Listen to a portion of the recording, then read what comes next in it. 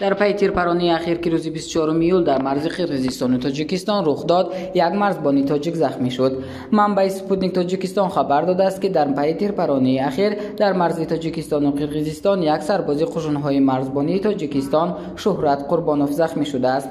در حال حاضر مرزبانی تاجیک در شعبه آسیب شناسی در بیمارستان مرکزی شهر اسفره بستری است.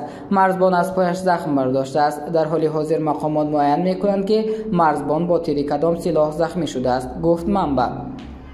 طبیبان بیمارستان مرکزی شهر اسفره وضع سلامتی مرزبانی زخمی شده را معتدل ارزیابی می‌کنند. ساکنان منطقه چارکو خبر دادند که عین حال وضع در مرز آرام است و مقامات هر دو کشور حادثه رخ داده را تحقیق دارند.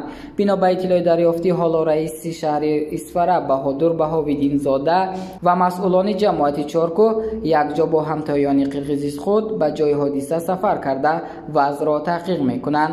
اخیراً قشون‌های سرحدی کمیته دولتی امنیتی ملی تاجیکستان حادثه تیرپرانی در مرز تاجیکستان و قرقیزستان را شرح داد. بر خبر کاتبات کمیته دولتی امنیتی ملی روز 24 ایول با موافقه رئیسان جماعت چارکوه شهر اسفره و اقساق‌های ناحیه بادکند، ساکنان شهر اسفره به تازه نمودن موضع قمه‌زار جماعت دهات چارکوه شروع نمودند. ضمن ساعت 9:30 بیش از 20 نفر ساکنان دهه کاکتاش جماعت اقصای ناحیه بادکند قرقیزستان به موضع نزد سرحدی قمه‌زار آمده با شهروندان تاجیکستان مناقشه لفظی نمودند. منبع می‌افزاید شهروندان قرقیزستان نخست طرفی ساکنان چارکوه سنگ انداختند.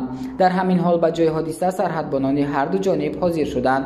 سرحدبانان قرقیزستان برخلاف طلبات مقررات بند 4 مموراندوم آید به همدیگر فهمی بین کمیته دولتی امنیتی ملی جمهوری تاجیکستان و کمیته دولتی امنیتی ملی جمهوری قرقیزستان پروتکل ملاقاتی کاری فرماندهی قوه‌های سرحدی جمهوری تاجیکستان و جمهوری قرقیزستان از 20 ماه 6 2007 و دیگر سازشنامه‌های به امضا رسیده عملی غیرقانونی ساکنان دهه کاکتاش را دستگیری نموده به یگان اساس نسبت به شهروندان و سرحدبانان تاجیکستان از سلاح آتشفشان استفاده کردند.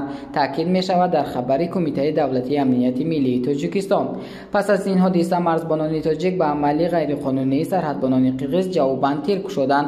کمیته دولتی امنیتی ملی تاجیکستان میگوید مسئله ذکر گردیده مورد بررسی و تحقیق نمایندگان رسمی مقامات دخلدار طرف‌ها قرار دارد.